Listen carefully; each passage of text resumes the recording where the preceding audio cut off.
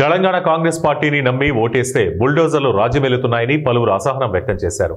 పెద్దపల్లి జిల్లా గోదావరిఖనిలో పట్టణ పూర్వ వైభవం పేర పేదల ఇళ్లు కూలగొడుతున్నారని బాధితులు లబోదిబోమంటున్నారు. ఎలాంటి ముందస్తు సమాచారం ఇవ్వకుండా కార్పొరేషన్ అధికారులు బుల్డోజర్లతో వ్యాపార సముదాయాలను మట్టుబెడుతున్నారని వారు అధికారులతో గొడవ పడ్డారు.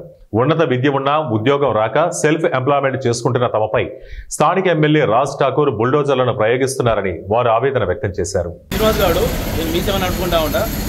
రోడ్డు మీద మాకు నోటీస్ లేకుండా వితౌట్ పర్మిషన్ తోటి ఏం తీయకుండా కరెంటు పోల్ కూడా తీయకుండా మధ్యలో అండర్ గ్రౌండ్ డ్రైనేజ్ కూడా ఉంది, అది కూడా ముట్టుకోకుండా డైరెక్ట్గా మేము వచ్చినటువంటి మా జీవనోపాధి వీళ్ళు మట్టి జల్లకి మొత్తం గుల్లగొడుతూ ఉన్నారు.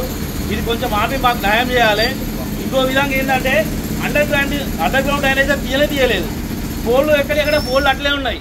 ఉత్తగా తవ్వి అక్కడ వదిలిపెట్టిపోతే మేము ఎట్లా బతకాలి? మేము రోడ్డు మీద 500-600 కుటుంబాలు బతుకుతున్నాయి.